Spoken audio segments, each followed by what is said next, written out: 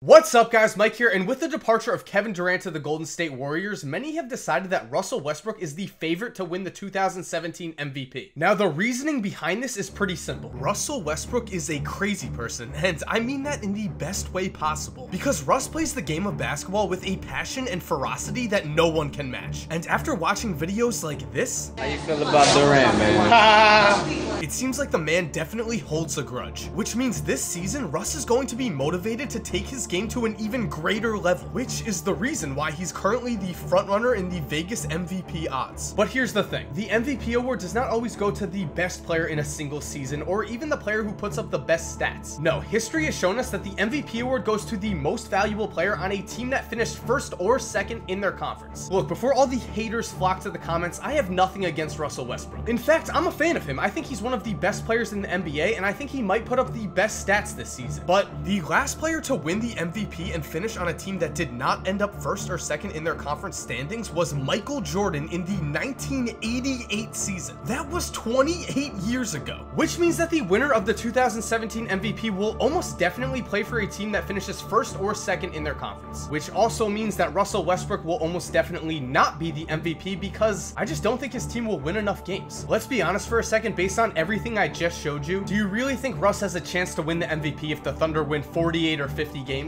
Probably not, right? So if not Westbrook, then who? Well, let's take a look at the 4 best candidates and together we'll make a decision. And to be clear, we're going in order of least likely to most likely. And before we get going, guys, I am happy to say that this video is sponsored by SeatGeek. Now, SeatGeek is an app that takes all of the best ticket prices from around the internet and puts them all in one place for you to get the best deal. And it's easy to see what the best deal is because SeatGeek scores every ticket from 1 to 100 based on how good a deal that ticket's price is. On top of that, the app also shows you the view from whatever ticket you might buy, so you can kind of preview the tickets before you buy them, which is pretty cool. So if you want the best quality tickets for the cheapest prices, download SeatGeek and make sure to use the promo code 2KMike for $20 back on your first order. Listen guys, I use the app. I wouldn't endorse them if I didn't. And with that, let's look at the players who I think have the best chance to win the MVP this season. Number 4, Paul George. In terms of the 2016 NBA season, Paul George and the Indiana Pacers are really the wild card for the entire year. I mean, let's just look at the facts. Last season, Paul George averaged 23.1 points per game, 7 rebounds per game, and 4.1 assists per game while beating the Pacers to a competitive first-round series against the Toronto Raptors. In that 7-game series, George averaged 27.3 points per game, 7.6 rebounds per game, and 4.3 assists per game. In other words, he put up superstar numbers and almost led his team to an upset over the second-seeded team in the Eastern Conference, which might just be an indication for a potential MVP leap in the 2017 season. Because for starters, Paul George will be 26 in 2016. He's coming off a year in which he returned from a year-long injury, and this season, he is beginning what should be his prime as an NBA superstar. So after a healthy year of potential improvement, PG-13 should begin this year at the top of his playing abilities. And I think by the end of the season, he will be the unanimous second-best player in the Eastern Conference. Now, in terms of his team, the Indiana Pacers begin the 2017 season with a much improved roster. While the change from George Hill to Jeff Teague may be a wash, the rest of the roster is full of talent. They brought in Thad Young, who is very underrated and a player that I love. They signed Al Jefferson, who hopefully they're planning on using off the bench. Monte gives them scoring at the 2. Miles Turner looks like he might be an all-star one day. Like I said, I think this team is the ultimate wild card this season, so I think their ceiling is second place in the Eastern Conference. If that's the case, I think Paul George captures the attention of NBA fans everywhere, and I could see him as a real MVP candidate for this season. Number 3, Kevin Durant and Steph Curry. Last year, the Warriors finished the regular season with a 73-9 record, and Steph Curry was named the NBA's MVP. This year, Golden State adds a former MVP to their already loaded roster, and for some reason, neither Steph or Kevin Durant is favorited as the MVP for this year. But the reason for this is simple. While the NBA MVP is clearly about wins, stats, and a player's impact on the league, it's also about the story. The voters for the NBA awards are not robots. They love to see a player create a great storyline. The ability to create a great story can sway voters from choosing the best player of a specific year to instead choosing the best story from a single year. We have a great recent example of this, as many have looked at Derrick Rose's 2011 NBA MVP, where he led the Bulls to the top record in the East, as a time where the media got swept up in a story and chose to ignore LeBron James, the man who put up the best numbers on a great team that year. In particular, LeBron's 2011 MVP MVP snub is interesting because 2011 was the first season that LeBron played for the Heat, or in the eyes of MVP voters, it was the year after he left his hometown team to join a stacked super team. Remind you of anyone? Seriously, let's take a look at the numbers that Derrick Rose and LeBron James put up for the 2011 season. As you can see, LeBron had a better year, but the voters went with Rose. Now, part of the reason this happened is that Rose did have the better story, but the 2011 season is also a solid case study for another phenomenon that award voters suffer from, and that is voter fatigue. To put it simply, the more times a player wins the MVP award, the less likely he is to win the MVP award the next season. For whatever reason, voters like to choose new players as their MVP for the season, and there are various examples of this in basketball history. Now, I've already mentioned Derrick Rose over LeBron, but let's take a look at Michael Jordan. Many have said that the MVP wins of Charles Barkley and Karl Malone in the 93 and 97 season should have gone to Jordan, but the voters were simply tired of voting Jordan in as the MVP year after year. Which, bringing this back to Golden State, is a horrible sign for Stephen Curry. Steph has won the last 2 MVPs in NBA history, and I think voters are going to be very hesitant to vote him in as just one of 3 other players to ever win the MVP award 3 times in a row. To be clear, the last player to win 3 straight MVPs was Larry Bird in the 1980s, so Steph would have to put up unreal numbers to earn the same honor, which leaves us with Kevin Durant. Now, every season that Durant has been healthy in the last few years, he's been an MVP candidate, and with the Warriors, his team will certainly put up enough wins to secure his place in MVP contention. But will voters want to choose the man who left OKC to go to a team who just last season set the record for wins in a single year in NBA history? As I showed you before, the media ignored LeBron in 2011 when he put up MVP type numbers because he was seen as a villain, and I think they'll do the same to Kevin Durant in 2017. Again, these aren't robots. History has shown us that these are humans choosing the best story for a single season. If the voters chose Steph this year, they'd be making him the first player to win 3 straight MVPs since Larry Bird, which means they'd be giving him an honor that Michael Jordan and LeBron James have not accomplished. If they chose Durant, they'd be rewarding a player for jumping ship to the best team in the NBA. So I think it's doubtful that either Steph or KD wins the MVP this season, unless something crazy happens and the Warriors win 74 or 75 games and they completely dominate the league. But for the sake of parity, we're gonna say that's not gonna happen. Number 2.